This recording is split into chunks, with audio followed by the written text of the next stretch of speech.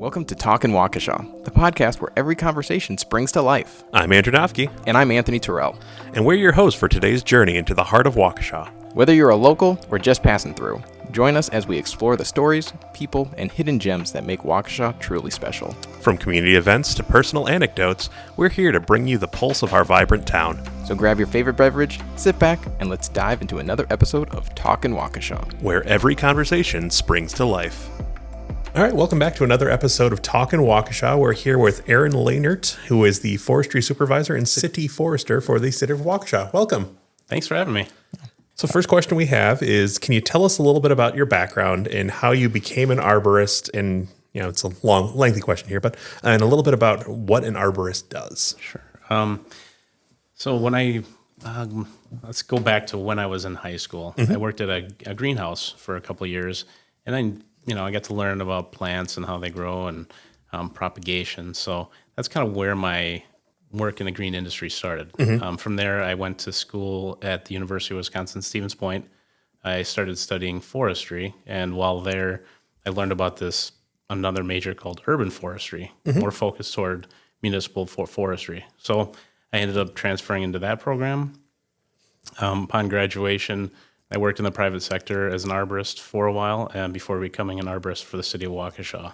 That goes back over 20 years. I've been with the city for over 20 years. I worked as an arborist for probably 16 years. Okay. I was able to take a promotion and become the assistant supervisor, and then more recently the supervisor. Very nice.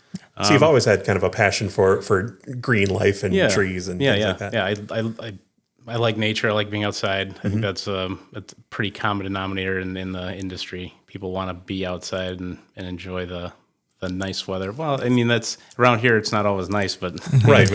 But we got to take it while we say about 80% of the time you're in gorgeous weather, and then the ice storms and snowstorms I imagine are the one downside. Right. Yeah. We definitely have that once in a while. So can you talk about a little bit too, kind of what an arborist does? Sure. An arborist, plain and simple, arborists care for trees. So arborists can plant trees. They do pruning, removals. They can do insect and disease control, and anything in the realm of tree care. So municipal arborists, a lot of what we do, we're going to plant trees seasonally. We'll plant trees in the spring, and then we kind of, we try to batch our work so for efficiency purposes. So like I said, we'll plant trees in the spring. Once we get through with that, we'll try to transition more into things like pruning or other service requests we may get. And then again, in the fall, we might do some more pruning. And then in between, we'll do removals. And then a vast majority of work is going to be pruning this time of year and in the winter. So is spring like the only time that most tree saplings and young trees can be planted? So there are certain trees that are only available in spring. A lot of times the nurseries will harvest trees only in the spring. Some are available in the fall, so there's a limited availability in the fall. But as long as we plan ahead, we should be able to get everything we need in the spring. So it's not like hardy winter trees or things like that they thrive in the cooler temps. We have planted trees as late as we've planted trees into Januy. Oh wow! A couple of years ago when we had that really nice real mild winter, we had an opportunity to get downtown and plant some trees, which is with the help of our street department and engineering, we were able to get some trees planted. And there were in the summertime, it's very hard to get that help. So timing is everything. So. Yeah, whenever the ground's not frozen is the time to plant trees. Yeah, I suppose that does make it tricky if you can't get a shovel in the ground. As long as you can get the trees, anytime's a good time. Yeah. So what is also then like winter looking like? So if it's not as busy, I guess, what are you guys doing during the winter? So in the recent past, we've done a lot of removals in the wintertime. We're still catching up from our animal ash borer infestation. So traditionally, winter's a great time to do a lot of pruning, remote proactive pruning. So we do that, but we also do a lot of our removals in the winter as well. I suppose it's easier to see all the branches that kind of need pruning when there's no foliage on anything. Yeah, absolutely. It's a good time to see the structure, and a lot of times we're pruning for structure. So is it an aesthetic for pruning, or is it a need, or a little of both? So as much as I would like to say we prune for aesthetics, that's not necessarily our primary goal. For urban forestry management, we want to create a safe tree as much as we can. So we're going to look for dead, dying, and diseased branches, broken branches, hanging branches, anything that may be diseased. So those are our primary focus when we're doing, I would say, more mature trees. On our younger trees, we're gonna prune for form. So our goal is to try to get those trees raised up so the canopies are high enough over the roadway and over the sidewalk that we can reduce some of those conflicts with the roadway. So those two different things. So sometimes we come to a tree that looks beautiful, and we still have to prune it. So aesthetics is not the primary goal. So especially as the tree is younger. So it's a little more strategic then, is like, okay, we want to put its effort towards the branches that are higher up. So we want to get those crowns moving upwards first, and then once they reach a height where they can grow over the road, and then we let them grow over the road, because that's where we want them to do. A shade tree should shade the road and the sidewalk. It reduces that heat in the summertime. So your yard must look immaculate, right? I wish. No. It's one of those that you get home, I don't want to prune a tree. I do have a fair number of trees, but they're not the manicured as manicured as I'd like. So. Yeah, well, you don't have the city equipment to be working on everything. Right. So what does a typical day look like for you? So for me now, this is the prime season. Yeah, so the arborists right now are trying to do a lot of pruning. We have a lot of service requests coming in this time of year. So as soon as the leaves start budding out, things start turning green, we get a lot of service requests. So we have people that request for a tree to be raised up if it's too low, or if there's if they recognize a broken branch, or if they see another issue with the tree. A lot of times they'll contact us. We'll have to go inspect it. Sometimes we'll take care of it right away. Sometimes if it's a bigger project, we have to schedule it further down the road. But so a lot of guys right now, our guys are out doing a lot of pruning. We're trying to catch up on those service requests. And then we're also going to work into more proactive pruning, whereas in the recent past with Emerald Ash Borer, it's put us quite a bit behind in our regular maintenance pruning, which unfortunately is it shows in trees being too low. So we're working toward getting back into that proactive pruning cycle, which we had before Emerald Ash Borer kind of put us a little behind. So right. So that's our goal going forward, is to try to be more proactive in our pruning rather than reactive. So how many trees do you oversee in the city, and then how do you keep them all, like keep track of all of them, make sure they have their maintenance scheles and things like that? Sure. I had to do a little research on this one. So according to the latest information, we've got over 31,000 tree sites identified. And what constitutes a site necessarily? So a tree site either had a tree at one point or is currently a tree. So sometimes we can't, for whatever reason, we can't replace a tree in that place. We still keep that information in case at some point in the future we can replace it. But we have over 27,000 trees that are accounted for right now. About 3,000 of those are park trees, so a little over 24,000 street trees. Wow. We keep these. We manage these through our GIS and our ViewWorks programs. So it allows us to track not only when we planted that tree, what nursery we got it from, if there's been any service requests associated with that tree, any other work history that we've done with that tree. So if a tree, if we have multiple requests, a service request for damage on a tree, we can look back in that history and say, this thing may have a history of failure. Maybe it's time we have to move ahead with removal, things like that. So it's nice to have that information, that history on that tree. Yeah. And in fact, I think city of Waukesha was actually one of the first cities in Wisconsin to have a digital tree inventory. So it goes way back to the boy, I think Dave Liska was probably the first city forester, and he did a great job of establishing that inventory. So, Yeah. So are the trees, I guess so going back, if you're looking at the trees nursery, is that like in case they have they realize, hey, this subspecies, whatever, this tree type has a lot of diseases coming from this nursery.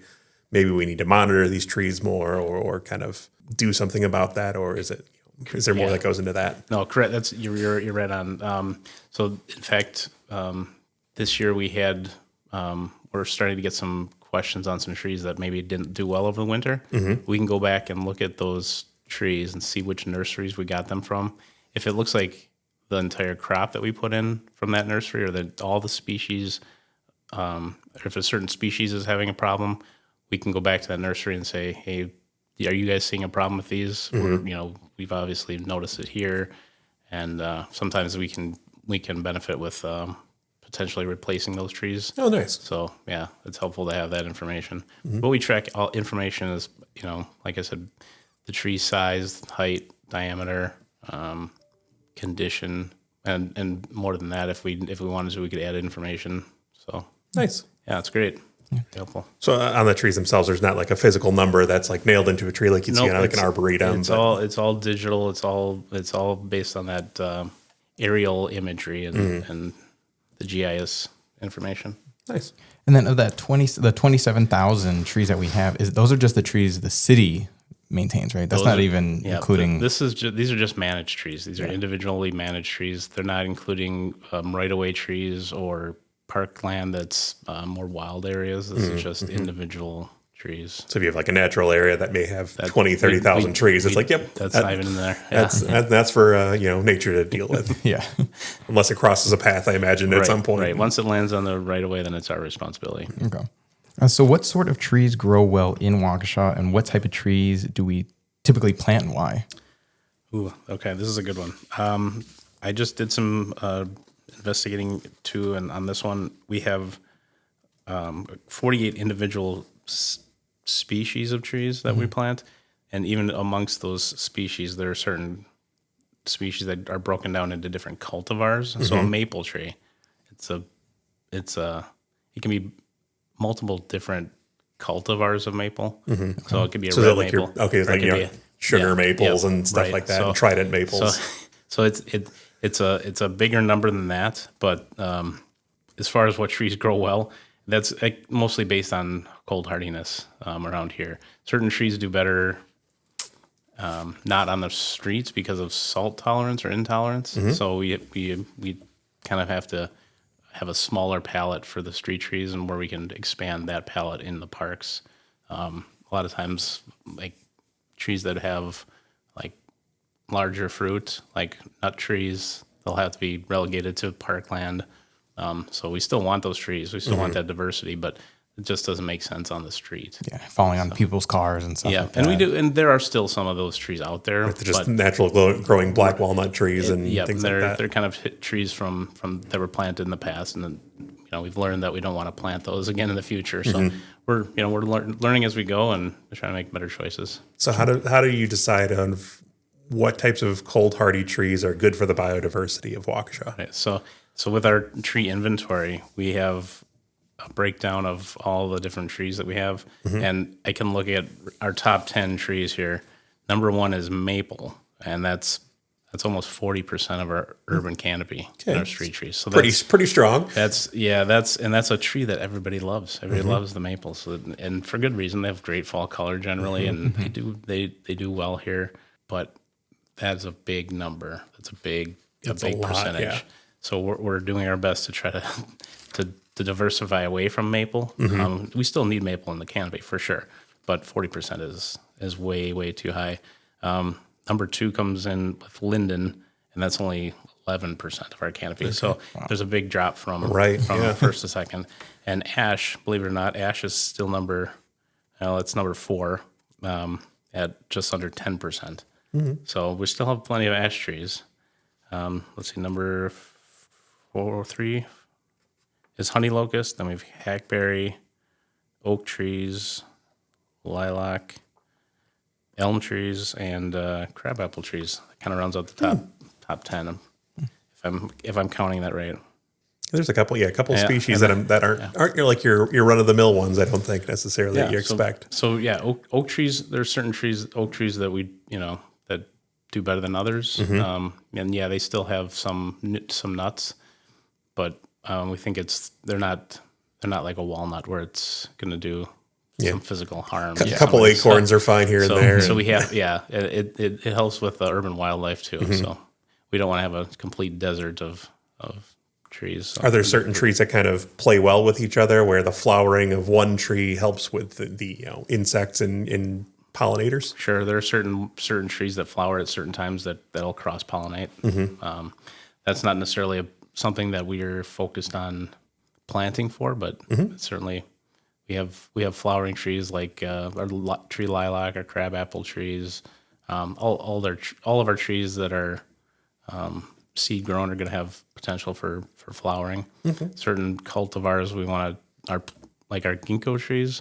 We only plant male cultivars because the fruit is a problem. Okay. So we want to avoid the issue with the fruit, especially the ginkgos have a rather distinctive smell. The fruit has a distinctive smell. So once in a while we do get a male cultivar, and we end up having to deal with that problem. So things you don't normally think about. No, not at all. What gender's the tree? So do you have a favorite type or species of tree? Like we were just talking about ginkgos. Ginkgos are a really unique tree. It's its own genus. It's one of its own family. It's very up until recently it's been very, very rare. I think it was only brought to the United States in I'm gonna say like the 50s. Okay. And it was it's a species native to like historically way back. It was native to the North America, but it's only in the fossil records here. But it was still growing in areas of China. Okay. So it's a really, really unique tree in that respect. It's a great urban tree. It's not overly fast growing. It's a moderately, some people call it a slow growing tree. It doesn't need a lot of maintenance. It's very insect disease free. Like I said, it doesn't need a lot of pruning. So to me, it's as close to ideal as you can get. You say from a maintenance side, how does it, I guess, leaf wise and bark wise, like how does it look aesthetically? So it's got a real unique fan shaped leaf, and I would say a tannish gray bark's fairly smooth. It's actually considered a conifer the way the its taxonomy goes. But does it kind of like a birch kind of smooth or a little rougher? Yeah, it's almost like a corky bark. Interesting. Okay. Yeah. And is there a good place that I don't know if we've got some in Waukesha, do you know a good place that if someone wanted to see it throughout the year where they could go see it? There's a few actually downtown, but I'm trying to think where some of them more accessible ones. Yeah. I know there's one at Frame Park, kind of right between the drives at Frame Park. There's one there, but we're doing our best to plant more as we can because they do well in the urban environment. Yeah, they are low maintenance. I've seen a couple of tree programs for planting trees and for the memorial trees in the cemetery, and I know that ginkgo is a variety that's available for both of those, which is exciting. Yeah. And is that your favorite tree just personally, or is it like even in the arborist community that like everyone like loves this tree? I think everybody has their own favorite. To me, it's hard to narrow it down. It's like trying to pick your favorite child almost. That's kind of what I'm like. This question is definitely going to be a pick your favorite kid. There's certain kids I don't care for as much. So what sort of tools and technology do you use in your day to day?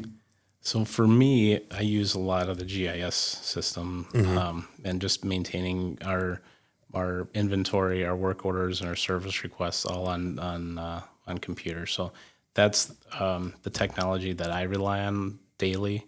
As far as the arborists in the field, they're working with heavy equipment a lot of times.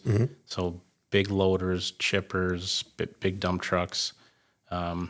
We've gone a lot to as much mechanized as possible just to save on body wear and tear because the work that they do is physically demanding. So as much as we can giving them tools to do the heavy lifting as much as possible. We do.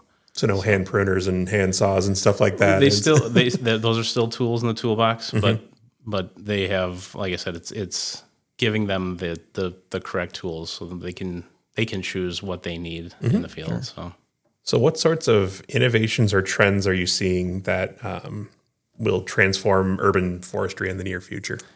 To me, diversity is the biggest change. Like I said, I've kind of shown you how our maple population is dominant. Too much. So for us, that's going to be our goal. Is as far as changing things, is trying to diversify the urban forest so that we're never going to be able to avoid insect and disease outbreaks, but we need to be prepared for them. So the best way to do that is to have a diversified urban forest so that we're not in big trouble if we have something that comes after maple trees. So, because that's certainly a possibility. So with that diversity, inequality, basically, you're not tearing down good quality living trees to plant another one. It's when that time comes when it's, it falls over, succumbs to disease, sickness, things like that. Then it's how do we replace it with an alternative that will provide the similar shades, similar benefits to the community. Correct. Yeah, just like our ash, we still have a lot of ash trees in the city. We don't want to take those out. Well, we did have some that we took out proactively, just because to maintain those trees indefinitely was more than we could really handle. So we did lower the population of ash over the last 15 years. But we'll start working on the same type of regimen with maples. We will pull those out of the inventory as they come up, but we won't necessarily replant with another maple. So that's how we do it, kind of out of attrition, really. Is there an ideal number set for diversity that you have in mind? That's a tough one. There are a couple rules of thumb, like a 10, 20, 30 rule, where you don't want to have more than 10% of your population in any one cultivar, 20% in any genus, and 30% in any family, I think is the rule of thumb. So if you have 30% maple, you can have 10 or 20% of your red maple, your trident maple, your sugar maple, things like that. Yeah. That's a general rule of thumb, but even that is, we want to diversify even better than that if we can. Is there anything that you know of, where people are trying to breed pest-resistant varieties of ash trees so we don't have these emerald ash borer issues, things like that? Sure. Ash, I'm sure somebody's working on that because it's such a great tree, and there's a reason why there were a lot of ash trees in urban areas around here. And I think there's probably, I don't know, it would have to be an Asian variety with an American variety to get that resistance. Right, and I imagine that, any tree crossbreeding takes years to make it happen to see if it's... Many generations. So, in fact, we planted our first American chestnut in Waukesha this year, and it's a hybrid. So the American chestnut was another tree that was devastated by a fungal disease. It's more native to the East Coast, Appalachian Mountains area. Historically, it's a very, very important tree. It's a great wildlife tree. It's fairly fast growing. It's very rot resistant, but with the introduction of chestnut blight, which is a European fungus, it kind of devastated the Native American chestnut population. So what they've done over the last, I don't even know how long it's been, but many generations that they've been breeding the American chestnut with a Chinese chestnut or an Asian variety, and then they keep back crossing it they want to get that good form that the American chestnut has, the quality seeds that the American chestnut had, but they also want to get that disease resistance bred in there. So it took a long time, but they're starting to come online in the public market now for consumers. That's great. Yeah. So does the idea of planting these new to the area species, is that an exciting endeavor for you? Oh, absolutely. Yeah. It's neat to see the potential for new varieties, especially maybe not completely native, but it's not an exotic, complete exotic. It's a kind of a hybrid. So it's not like a palm tree in the middle of of Waukesha. Right, yeah. Probably wouldn't do super well, but That'd be interesting to see. I'll let you know. You say, are there palm trees that can survive the Midwest?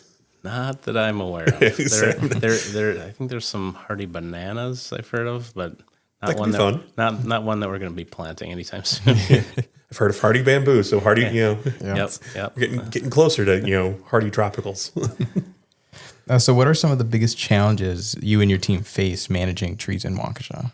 There again, back to the pests, kind of forecasting what may be coming. We do know there are some insect problems and potential disease issues that usually start on the East Coast or maybe in the West Coast, and they kind of work their way inwards to us. So we have an idea of what may be coming. It's not always perfect that way, but like even emerald ash borer, we kind of saw it coming.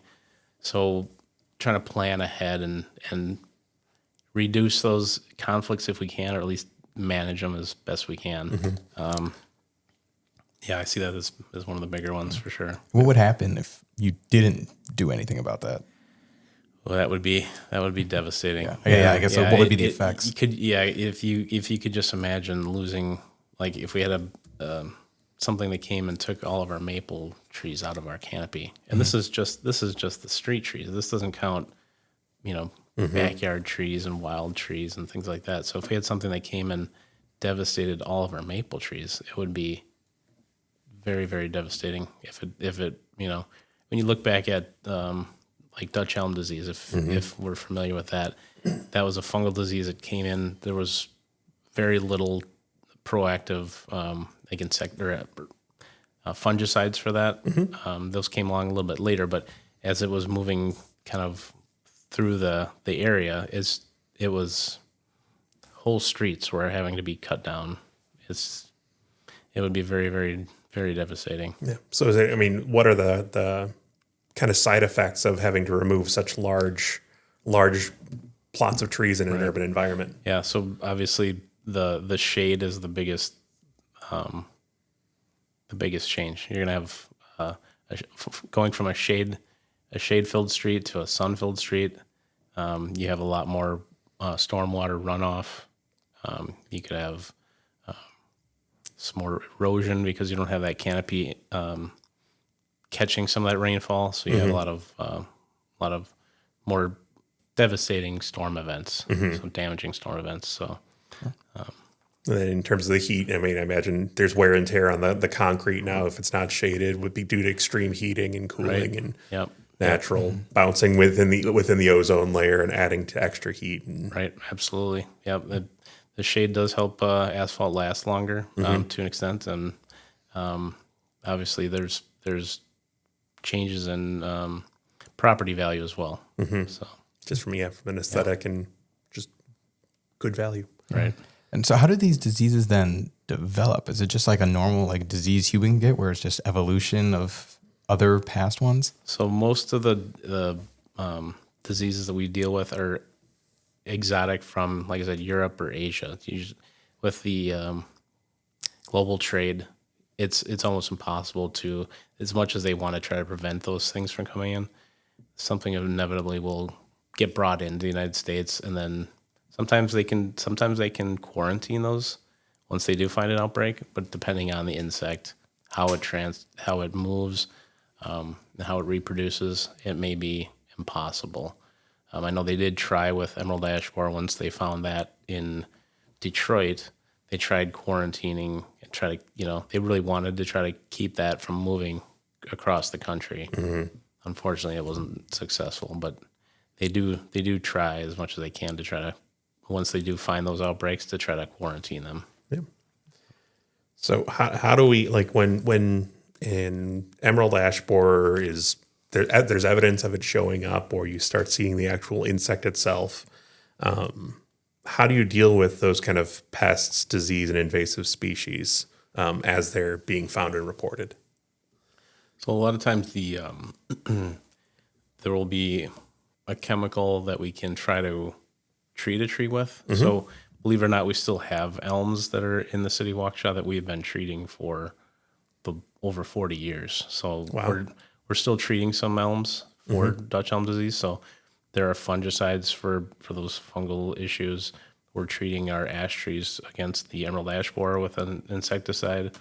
So that's one tool, but also reducing the population so that the insect or disease the population doesn't blow up like it could. It can't thrive if it doesn't have the resources to kind of it takes the sustain them. Right, takes the food away. So, and that's where we're at with emerald ash borer. The population really spiked a few years ago, and it's kind of on the downside where it doesn't have a lot of food for it to eat, so the population doesn't get real big.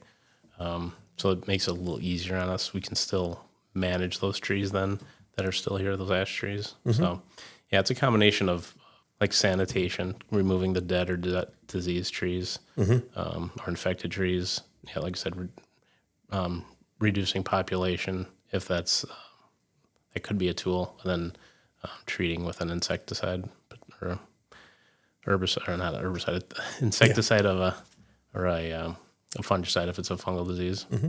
Are those kind of the big ones? Are usually insects and fungus are the kind of the big ones that are right. Yep. And then if someone notices that something's off with their street tree or a terrace tree that they're walking by, or a park tree, what's the best way of them to kind of reach out and say, hey, there's something not quite right here? Can someone come take a look at it? Sure, absolutely. There's a couple different ways residents can get a hold of us. Directly by phone at the Park Rec and Forestry office. They can give us a call and they'll create a service request and we'll come take a look. There's also a self-reporting portal on the city website. Again, they can create a service request on their own there. Those are the two big ones. Is it better to have someone report it and say, nope, this is just how it looks and it's fine, rather than letting it sit? Absolutely. Yeah, we want to know if there's any problems. We're out there every day trying to care for the trees. So if we do find something that could be potentially an issue, we definitely want to know about it as soon as possible. Yeah, and like you said, there's 31,000 trees across the city you're trying to keep an eye on. And it's hard to watch that many children.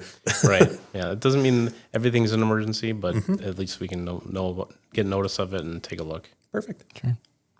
So what is some advice that you can give to listeners about how they can properly maintain their trees from a safety and a tree health perspective? Sure.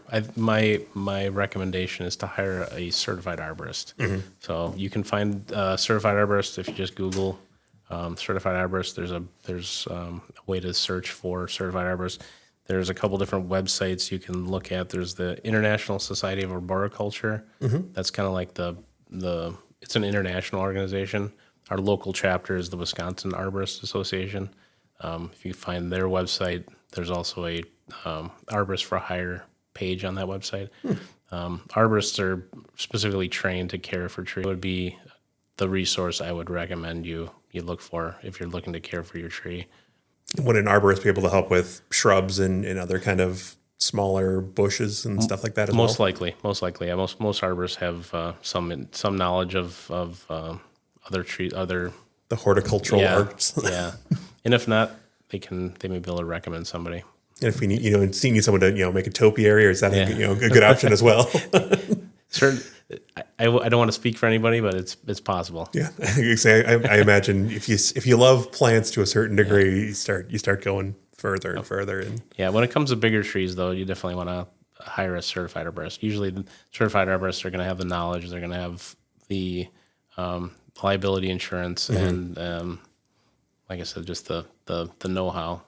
And then are there like any just kind of like at-home tips that anyone could do too, or is it you really just contact an arborist? Sure. So if you're going to be doing pruning, you want to remove the branch and not you don't want to damage the trunk. Because once you start damaging the trunk, whenever you make a cut on a tree, that wound is there forever. Trees don't heal like people do. All they can do is generate. They can't regenerate. So what they'll do is they'll want to try to close over that wound. If you make a wound on a trunk, that damage will be there forever. With damaging like a pruning on a limb, as long as you don't damage the trunk in the process, that should close over. Depending on size, you want to, if you're doing it by yourself at home, I would recommend keep your cuts smaller. Sure. Leave the bigger ones to the professionals. So it's probably better, like, if you've got a little twig that's kind of growing as an offshoot, just keep it a little proud off the trunk so it can still heal over itself. Right. Are there any myths or tall tales about trees that you can help clear up? Oh, the one that comes to mind when you ask that is the myth of the taproot. A lot of people think all trees have taproots. Some have, as they're grown from a seed, sometimes they'll have that root radical that goes straight down, and it looks like a taproot. But a taproot will only grow to the distance where it can get oxygen. So a taproot generally won't go much past a foot or two deep, and that's just a rule of thumb. I've seen roots get a lot deeper, but the myth of the taproot, just like a carrot, trees don't really grow like carrots generally.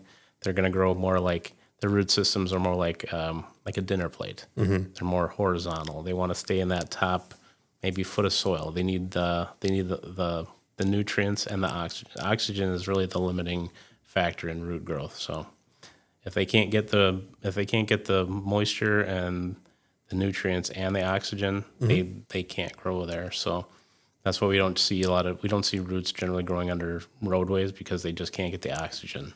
Is that why you occasionally see roots that'll come up and kind of displace the concrete, just because they're trying to search for those nutrients and oxygen, and it's just they've overgrown the capacity for the ground to withhold them?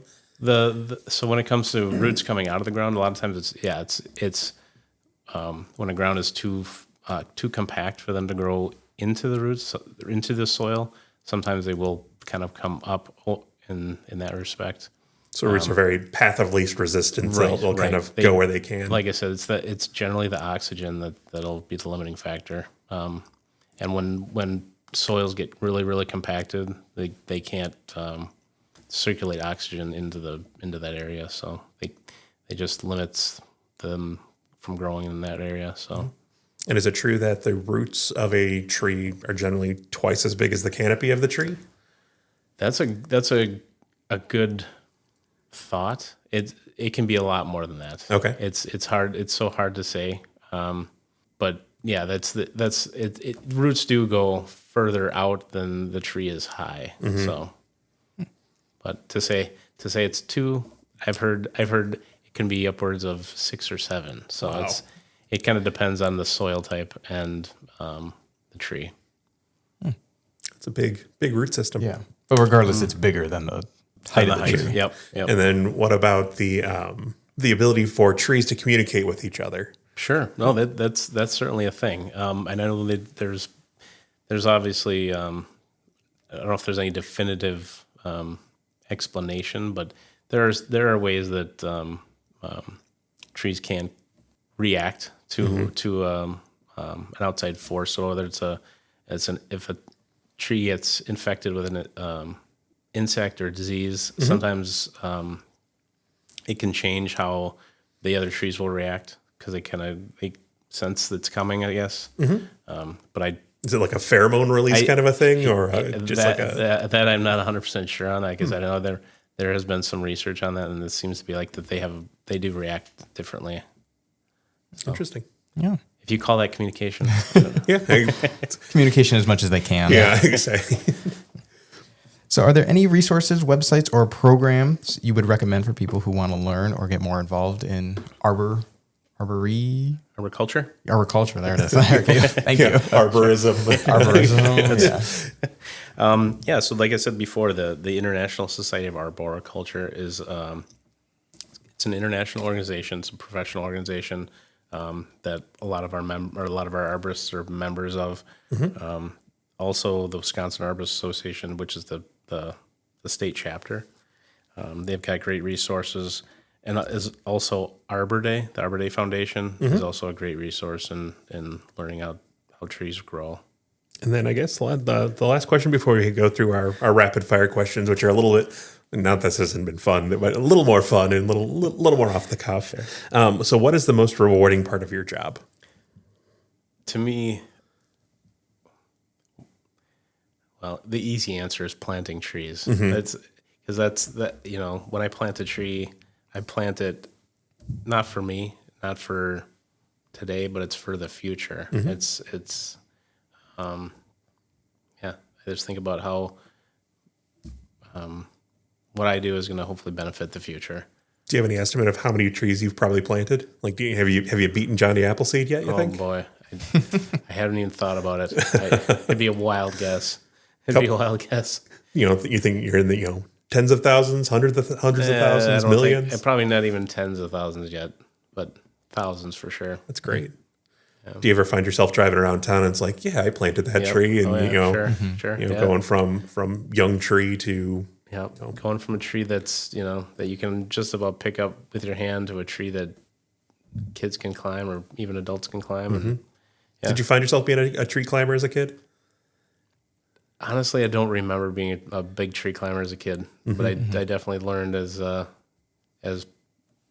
part of my education, learning how to say out of a little necessity. Yeah. No, it started out as recreational and kind of worked into my profession. So it's great. Yeah.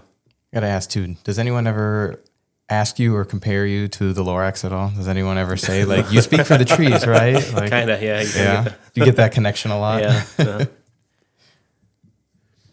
All right. Now it is time for our rapid fire questions. So these are kind of just a this or that. You don't have to defend your point unless you feel like you need to. But we're just going to go through them real quick. So are you an early bird or a night owl? Oh, I used to be an early bird. I don't know if I'm kind of in the middle now. All right, fair enough. I got kids. I like to sleep in when I can. That'll do it. Coffee or tea? Coffee. Favorite season of the year? Fall. What is your go-to comfort food? I think spaghetti. That's a good one. Yeah. Cats or dogs? Dogs. Favorite holiday? Christmas. I was hoping you were going to say Arbor Day. I was hoping so. Christmas is still tree related. Yeah, it's tree related. Do you have a go-to Christmas tree? Oh boy, a live one. Okay, fresh cut. I don't like the plastic ones. All right. Do you Douglas fir? Anything beyond that? Yeah. Or is it just whatever one looks the best? Whatever one looks the best. Great. Yep. You prefer sweet or savory? Savory. Favorite sport to watch and or play? Football. Favorite ice cream flavor? Blue Moon. Ooh, that's a good one. Introvert or extrovert? Definitely introvert. Favorite type of music? Oh man, that's a good one. Old country. Classic country. Classic twangy country, or older than that even? Like Johnny Cash. All right. Okay. Favorite color? Blue. Blue. Any specific kind of blue? Bright blue. Bright blue. All right. Got royal blue and Nice. Or now last one, fruity or chocolate candies? chocolate. Chocolate. All right. And that concludes the rapid fire. Yeah. Awesome. I feel like at the end, anytime I ask about the candy, I should then present that. Yeah. Great job. Now you got that idea. I have a Hershey's and I've got a Skittles. Or some Skittles, yeah. All right. Is there anything else you want to share about, your job, your role, anything like that? Boy, I'd love to come do this again. Come, get me back in a year, and we'll see. If I'll have more information for you. But this has been it's been great. I really appreciate the opportunity. Thank you for doing this with us. Yeah. And that's a wrap for another episode of Talkin' Waukesha. We hope you enjoyed diving into the heart of our city with us. If you have a story to share or just want to say hello, reach out to us on social media at City of Waukesha on Facebook. We love hearing from our listeners. Don't forget to subscribe, rate, and leave a review if you enjoyed the conversation. It really helps us spread the word. As always, thanks for tuning in to Talkin' Waukesha, where every conversation springs to life.